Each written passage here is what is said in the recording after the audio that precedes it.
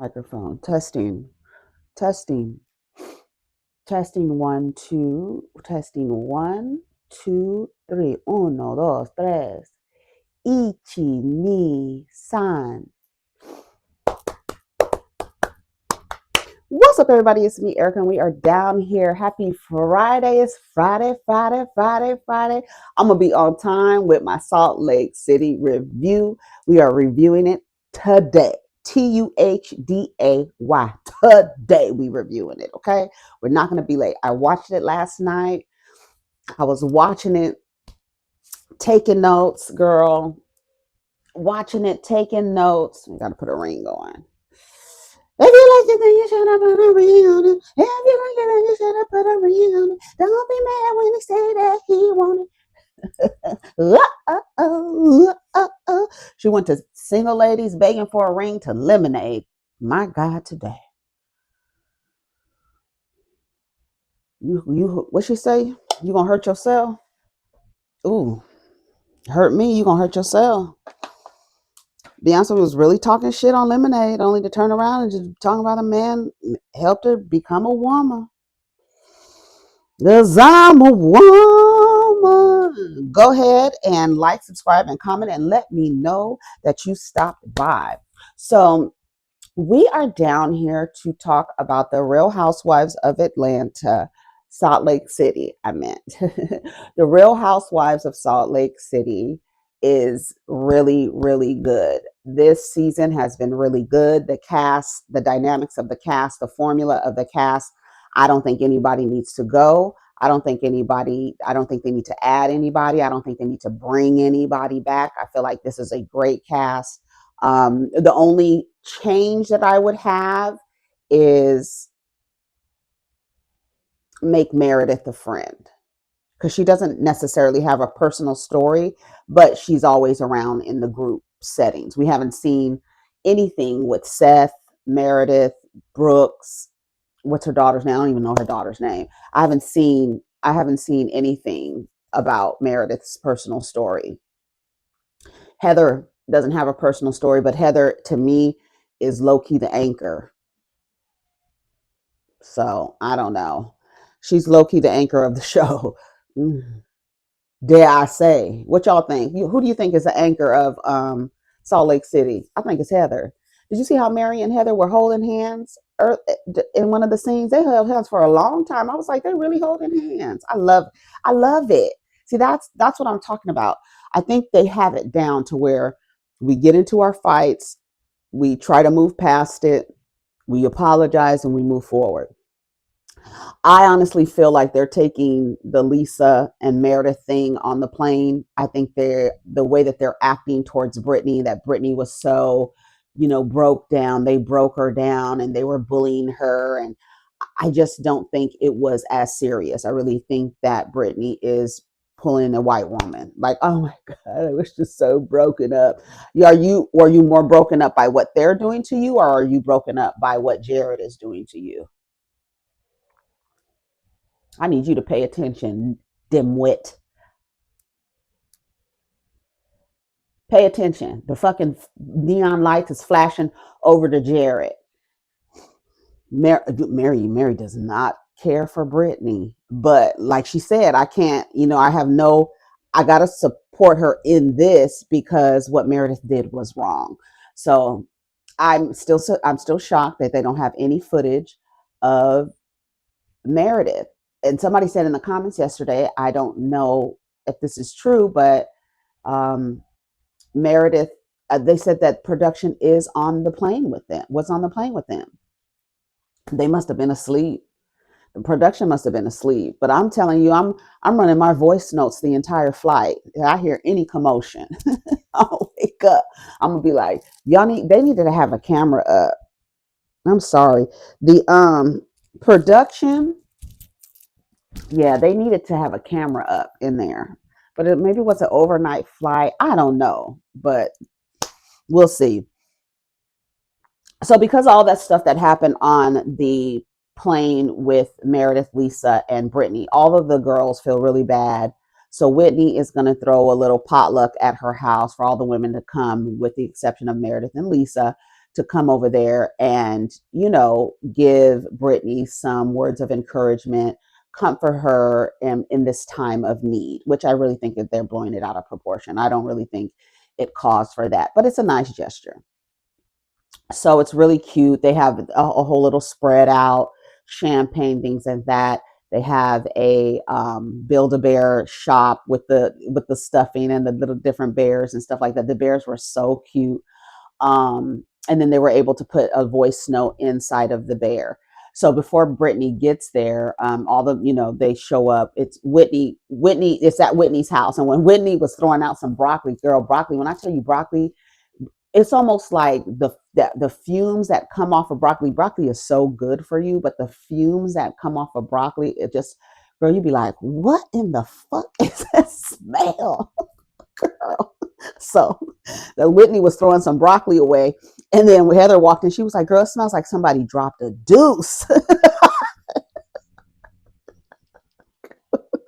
She was like, maybe we could heat up some macaroni and cheese so we can get this smell out of here, right? So then, so who else comes? Oh, they tease their hair before they all before Brittany gets there. She says, let's all have high body count hair. So they all tease their hair. Did you see Whitney's hair look like a flame? Her hair is red right now. So she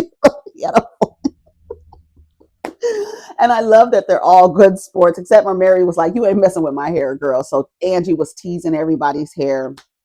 And then so when Brittany walked up, she let herself in. Whitney told her to let herself in, and they surprised her. And she was really surprised, really thankful, really appreciative. And then they did the bears, and then they all had a little message for her inside of the bears. And then they were like, they get to Mary's bear, and she was like, okay, I can't wait to hear Mary's message. And they were like, okay, Mary. Mary was what? They were just all sitting there, and it was silent. Mary was like, there is none. She didn't put no message in the bear. And that's what she said. She's like, I don't particularly care for her, but what Meredith did was wrong. So I'm here like kind of, in support of that or whatever. So I really like Mary this season. She's been really a great sport and hasn't changed her personality, right? I feel like she is a little bit more vocal. And then they did show her arguing with Brittany, and Brittany telling her, you're the worst representation of Christ. I said, oh, girl, get her where it's low. But you're a whore trying to get into heaven, trying to fuck with another whore. Hello? You little floozy, huzzy. I don't like Brittany. You neglect your children for a man trying to get into heaven. So you get no cool points from me ever. How do we come back for this? If they don't take accountability, I don't know how we can come back from this. And that's what they were all talking. And then, was it Whitney? Who was it that asked Bronwyn? Bronwyn didn't have her ring on, her wedding ring. And she was like, what's up with that? And she was like, yeah, there was a rumor that, or not a rumor, it was actually the truth, that Todd was on an airline and somebody was in his phone and saw him. Okay. And so they asked Bromwyn why she didn't have her wedding ring on. And so she explains about Todd, and how she had to ask him to leave the home because the way that he responded to her, she didn't like it. And so she asked him to leave for a couple of days, and she hasn't spoken to him. They show a clip of her finally speaking to him and her saying that she does want to talk about what happened in person. And then they talk about it later in the episode. So Mary and Robert Jr. go to the renovation of Mary's church. She just sits down with Robert to discuss, how he's doing, how he's coming along. She asks him, where are you spiritually?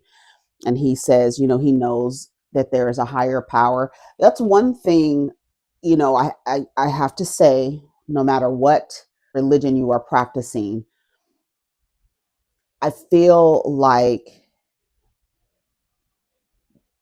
men, especially, although they are always often the leaders of church, there seems to be a disconnection with the spirituality of it, right? The spirituality of the religion.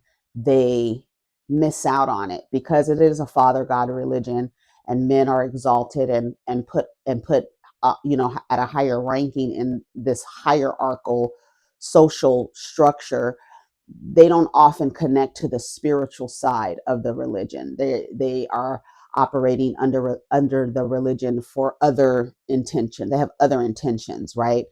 And it's not, and their own personal connection to God. I feel like there is a disconnect, even though they call God Father, their Sky Daddy, or whatever, and they believe that their Father is the key to salvation.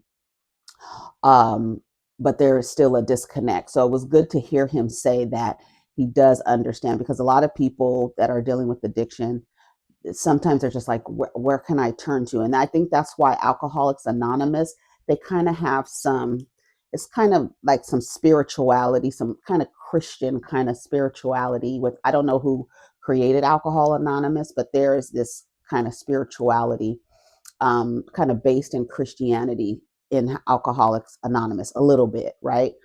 Um, because even that, isn't that prayer an Alcoholics Anonymous prayer? Lord, grant me the strength to, um, something something that that's an Alcoholics Anonymous kind of prayer, to know the difference between something. Y'all know what the scripture is. I can't think of it right now. Um, and so he was like, yeah, I know what the higher power is. I know I have a higher power I'm connected to. But just recently, Robert Jr. is back in the news with a lot of, um, law violations under his name. A lot.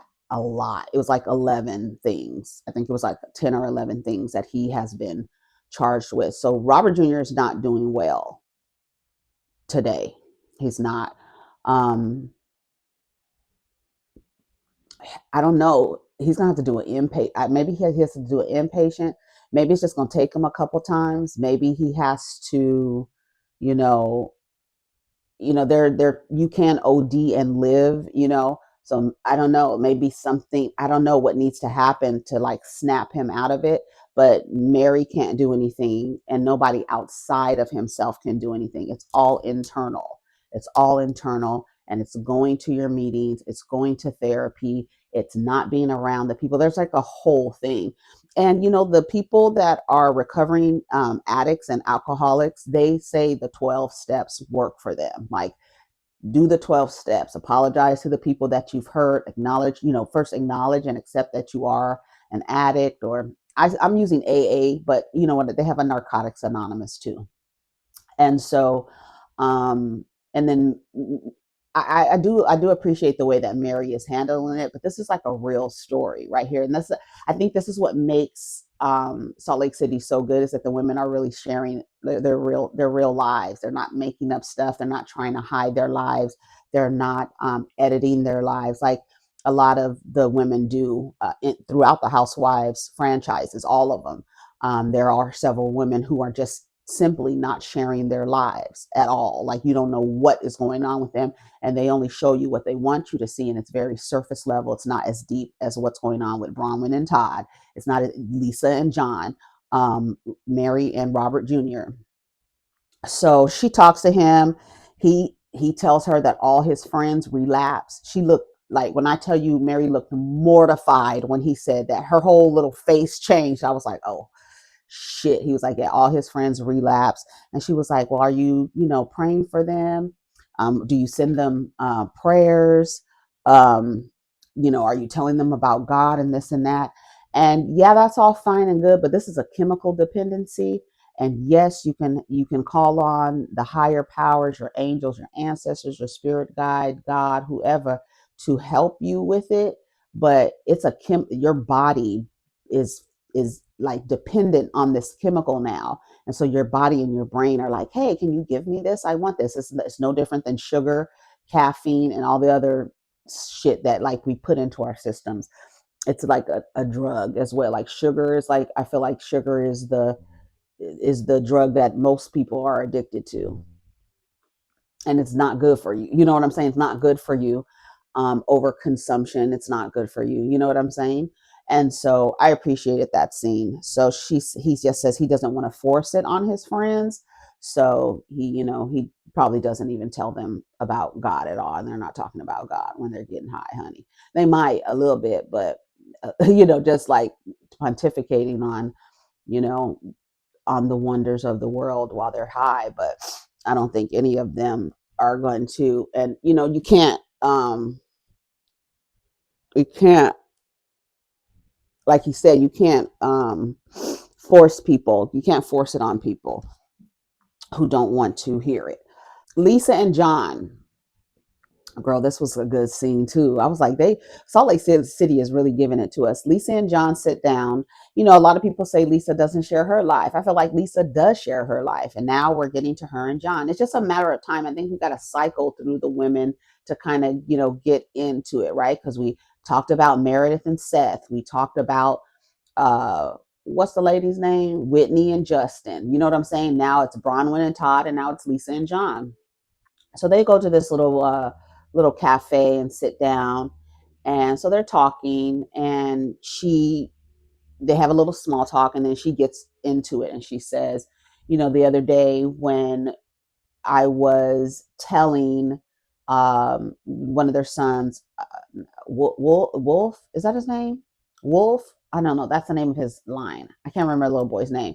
But when I was talking to him, basically, John corrected Lisa in front of the son, and she felt like he was undermining her.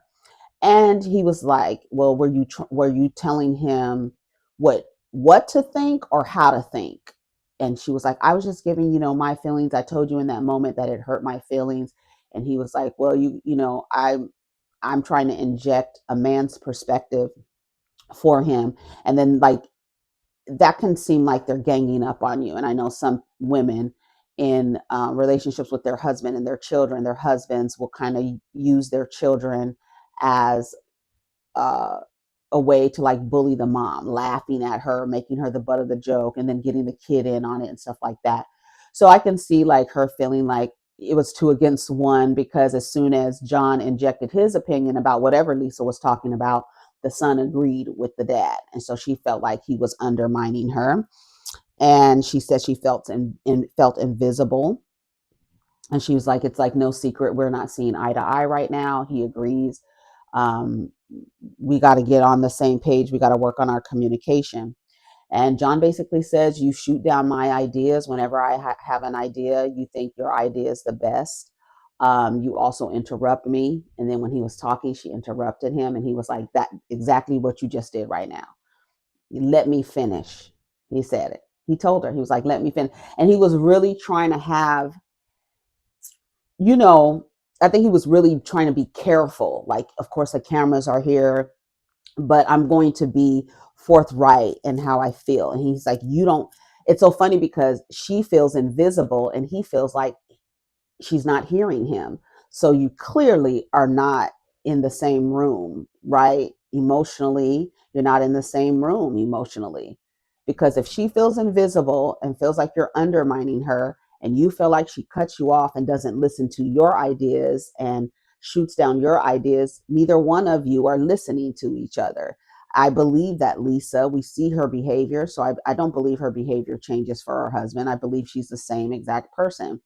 And he said, "It feels like we have more of a business relationship." And she said, "You don't hug me anymore." And he was like, "Yeah, because a lot of our conversations are mostly business."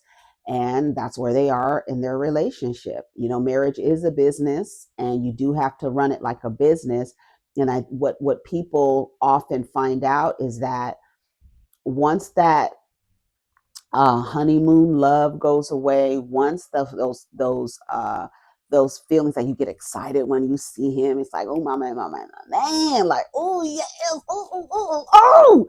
You get so excited. But now it's just a business relationship, and you're running a business. So the love part that you're promised in a marriage, right? When the marriage is a business, but a lot of the people are getting married for love. When that love part is not being fed and nurtured and cultivated, then it dies. It's just like everything else. It's like a plant. You put the seeds in the soil. If you're not watering it, if you're not taking care of it, you're not talking to it, it's not going to grow. If it does grow, so maybe it might grow slower or whatever. It's the same exact thing. You're not putting effort into the relationship, into like putting effort, like saying, okay, on every other Friday, we're going to go out, or at least once a month, we're going to go out and have like, we're going to do a staycation once a month or something, or once every 2 months, something, right? That you can, because you're so busy, something you have to plan, right? Because they're literally running businesses together.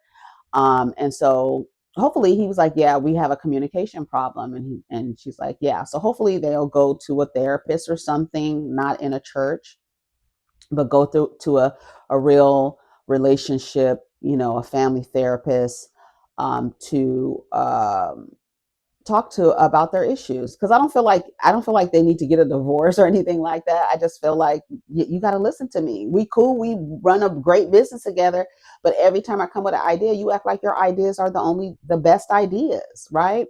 So shout out to them for actually, putting that in front of us. Brittany and Jared.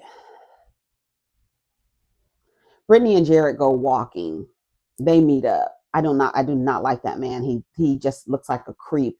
And I really don't like the fact, and it just keeps playing in my head over and over. This man walking up to Brittany while she's talking to her daughter and starts making out with her, and they're ignoring the daughter, and she's just standing there while her mother is making out with this creep that she neglects you for. And you're just like, and you're making out with this girl's mother in front of her. Every time I think about that, I just feel like there's something weird about that. And it's no secret that these men in the LDS, they will look at your daughters, they will kidnap your daughters. Remember that story? That story was crazy as hell. That man was fucking everybody and kidnapping the daughters, fucking the mom and the dad, and kidnapping the daughter. They was the LDS. That was the LDS crew. Okay. That was the LDS squad. And, you got to be mindful. And they're like staunch Mormons, even though Jared seems like he is a hoe. They're like, the Osmonds are like they're like Mormon poster, the port poster family Mormons. You know what I'm saying? And I feel like he's a creep. I feel like he's a creep, and I feel like she's an idiot.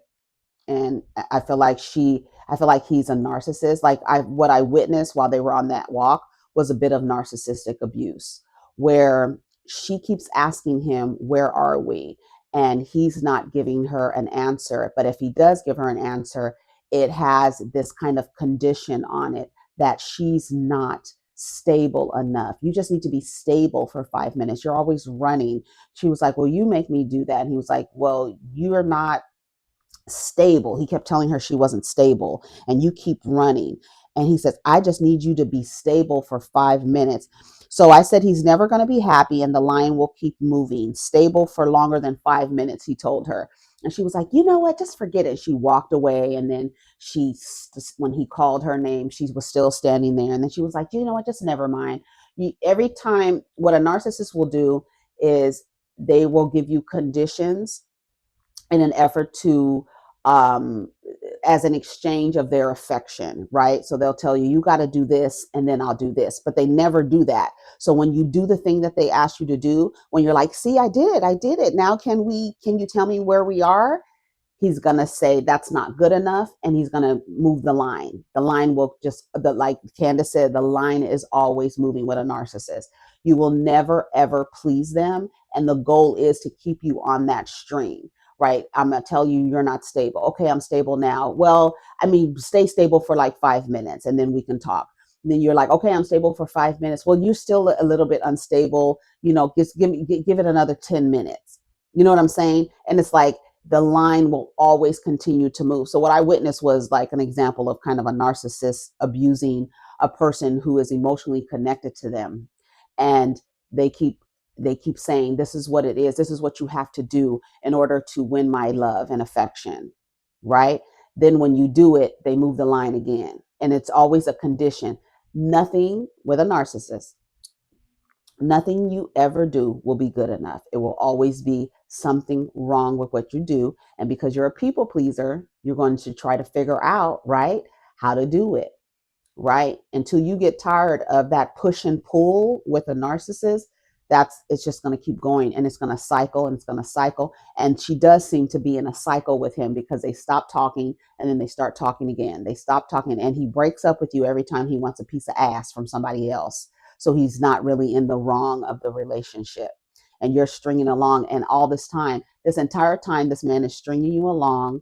He has a string wrapped into your hoop earring, dragging you by your motherfucking ear down a road full of gravel, rocks, and glass, cutting you up. And this entire time you're neglecting your children. That's why I say you use a weak bitch. You are a weak bitch. You're dealing with this. If I can't, I was watching that and I was like, if that was my mother and I was watching her, like, you neglect me and this is what you're neglecting me for. This man doesn't even treat you right.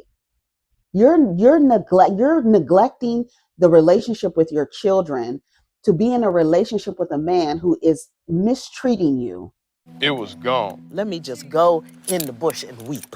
Let me just go in the bush and weep. I just have to go in the bush and weep. Really. And emotionally manipulating you. And you're probably having unprotected sex with him. I'm sure she's in menopause, but the fact is still the health part of the situation. We ain't worried about you getting pregnant. This man runs around sticking his dick in whoever he wants to stick his dick in, breaks up with you, and then comes back. And the reason why we had this little body count hair day is because people are annoyed with you. I'm sure that like, to me, I'd be like, I can't really be cool with you. You neglect your kids. Like, we ain't never gonna be cool, girl. Like, we might be in the same friend group, but you're not gonna get much from me ever. I'm not putting a little message in your build a bear. I'm not gonna tease my hair. I'm good. I know what Meredith did was wrong, but girl, you brought the shit up. You shouldn't have brought up that lady's marriage and then act like I was just trying to be nice. No, you weren't. You were not trying to be nice. You was trying to be your little vicious self. You're a woman who neglects her kids for a man. I don't trust you as far as I can throw you, ho. That's it. That's all I got to say about it. So whatever. I don't feel sorry for her, but it was an example of narcissistic abuse. But you're neglecting your daughter to be in an abusive relationship. No bueno. And I hope you're watching this and not taking it lightly. Like, you're literally like, I would be watching that show. If I was her daughter, I would be like, are you kidding me? You're neglecting me to be mistreated? Girl, this is crazy. So then we see Bronwyn and Todd. They finally meet on the way there. He calls her and he acts like he's happy to hear from her. And then she meets him at the house. That room, that playroom was looking crazy. Somebody said it looked like a big brother house. But that room was looking crazy, right? It was like very colorful. It looked like a playroom. So Bromwyn and Todd sit down and she says, I don't want to act like nothing wrong. Did she say, I don't want to act like we're the happy Fisher Price family? She says, what happens is I end up not feeling good enough. So when he does stuff, or when he did that and made her, jump into her insecurities, she says, he did something in the past and kept something from her. So when stuff like this happens, it kind of ignites her insecurities. She tells him, I want to evolve with you, and whatever that looks like. He clearly doesn't want to talk about it, which is like, you got your little gout dick and your saggy mushroom balls hanging there to be online with a woman, but you can't sit with your wife on TV and talk to her honestly and truly about your sexual desires, to the point where you're like scrolling through your phone. What are you doing? Sounds like you already have a little rap sheet going on. So this is basically adding to your rap sheet because you've done something in the past. I guess it was infidelity. He was texting somebody, and the daughter, over the shoulder, she saw him texting somebody in the phone. But you can't talk about, yes, I'm desiring. He wants to keep that kind of stuff private. And it's okay because, yeah, people judge people on their arrangements of their relationship if it doesn't come off as looking like something off of a television show or in a song or a movie, right? As long as your relationship looks like what everybody has been able to absorb and be socially conditioned to believe a family should look like, or a relationship or a marriage should look like. Nobody wants to talk out, come to the front and talk about the dynamics of their relationships, and them being open, and a man wanting to bring in another woman, or a woman wanting to bring in another man, or woman, or whoever, bring in another person, and then really talk about that. To me, I feel like that's healthy. I feel like that's healthy. Put it all on the table. But it's so weird that when it comes to sex, people act like they want it to be a secret. You want to do everything else, but you act like you want to be a secret, because the way that people practice in their sex lives, other people will judge them for it. So it is what it is. Um, he says we've been together for 11 years, and he says we've been through a lot of stuff, but we've been consistent at talking through stuff. He says, I was wrong. I'm happy with what we have. She's like, I shared with Whitney, what we were going through, and she shared some stuff with me. He says, I don't understand why you're sharing our sex life with untrustworthy friends. And she says, well, I need to be able to confide in someone. These, just as my relationship with you is important right now, these relationships with these women are important to me as well. And he says, well, yeah, because I don't like that. I don't like anybody that tells you don't talk to anybody outside of our relationship. I feel like they're just setting you up to abuse you and to hurt you. Because I feel like if you feel like something is wrong in your relationship, you should have someone to talk to, someone you trust, whether it's a therapist, whether it's, the internet, some of you come down and talk to your subscribers, or you make a TikTok, whatever it is, you have to let it out. You can't hold that stuff in. Writing a journal can only do so much. Sometimes you need somebody's perspective, right? And that them to also share what they've experienced and what's going on in their marriage. You know what I mean? So he says, we talked, we got through it, we resolved it, we're moving forward. I don't think y'all resolved it. That didn't look like a resolution to me. It looked like you were trying to avoid talking about your sex life on camera, which it's understandable, because again, people are judged by how they practice sex, or how they are in their sexuality. I need one more scoop of creamer in here. Oh, this is so hot. I didn't realize how hot it was. I didn't add any creamer. I add the collagen creamer. It's like a powdered creamer, but it's a coconut collagen creamer, and it gives you like a hint of coconut. It's so good. Yeah. So I don't know, with Bronwyn and Todd, he just seems like a curmudgeon. I actually would not. I don't know. They must be doing it doggy style, because I don't. Ugh. Just that man just sitting up there looking like a garbage pail kid. I don't want. Ah, that actually makes my stomach hurt thinking about that man being on top of her and just looking like the way he does. He's not attractive in the least. He's not an attractive. Oh, some older men are attractive. You know what I'm saying? I mean, like, you're not even attractive. And then you got the nerve to have, like, to be like a curmudgeon, like a grumpy old man. Ugh, that's unattractive. My pussy would close up. You always, like, you a curmudgeon, always complaining, always grumpy. Nobody is turned on by that shit. And you an old man, and you gotta, girl, and I gotta pull and bop and twist on this dick and make a Viagra smooth. No, No, no. no. So the next scene is the last scene. They go to Mary's church. They're reopening her church. It's been a while. They did the renovations. It looks nice. I don't remember what it looked like before, but all the girls show up with the exception of Brittany. So it was Angie, um, Bronwyn, Heather, Whitney, and then Lisa and Meredith walked up, because they were like, "Did Lisa and Meredith get invited?" And the Meredith was like, "I don't. I'm the one who supported Mary the longest. I don't understand why you think I wouldn't be invited, girl. That's my friend for real." Even the last episode when Mary was trying to tell Meredith what she did was wrong, and Meredith was gaslighting her, and she was like, "No, Meredith, I saw it. It was different. I've seen you go off before, but this time it was different, Meredith." So Meredith is cool. Lisa was like, Why wouldn't I be invited? Why wouldn't we be invited, girl?" So they get in, they sit down. Whitney says she's been to the church before. She's seen Mary preach before. Whitney seems very excited to see Mary preach. Heather has never seen Mary preach. And then neither has Angie. None of them have, except for Meredith and Whitney. She was all in. Whitney would seem like she was excited to be there.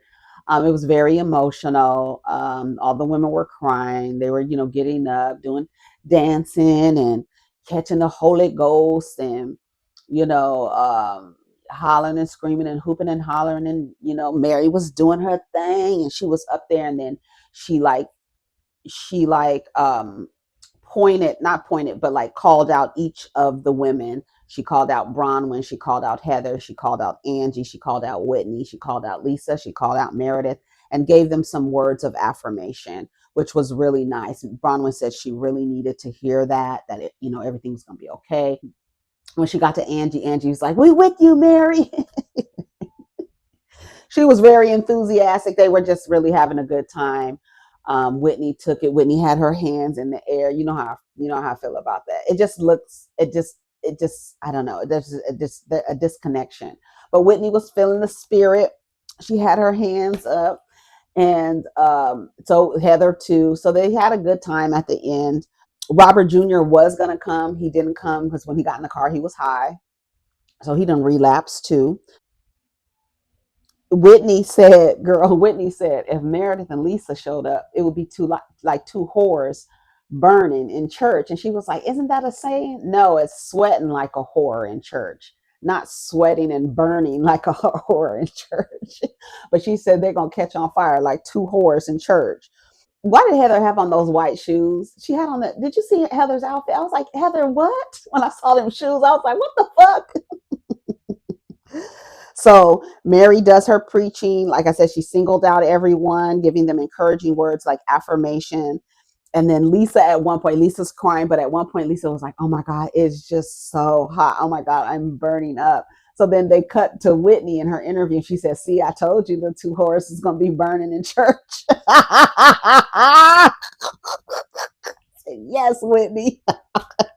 It was so funny that Whitney said that, and then Lisa's talking about, "Girl, it is hot in here. It's so hot. I am burning up, about to pass out."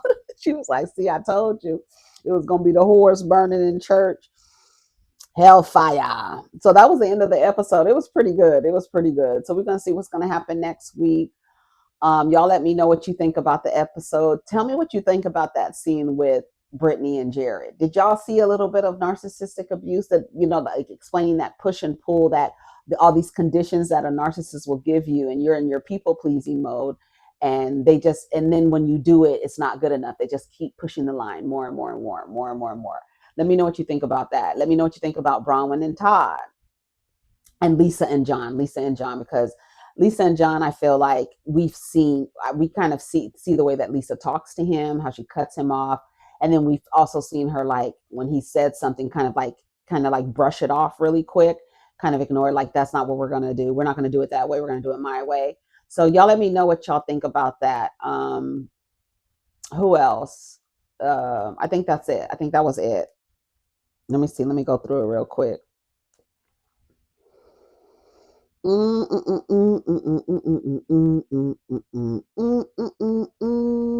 Okay. Relapse, pray, says he doesn't want to force it. Yeah, I think we got everything. We got everything.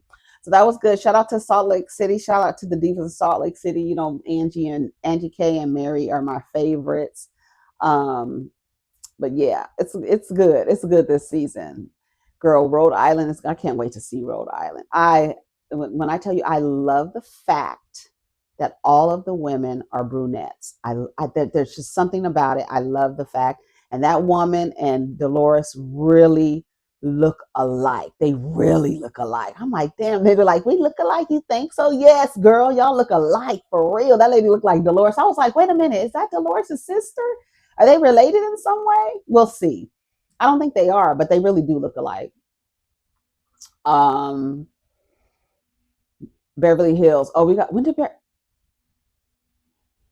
does wait? Beverly Hills starts on the 4th, right? Yeah. So we're definitely reviewing Beverly Hills. I think next year I'm going to move my review. I don't know. Let me not say that. Anyways, take care of each other, protect your energy. Let's get down in the comments. Peace.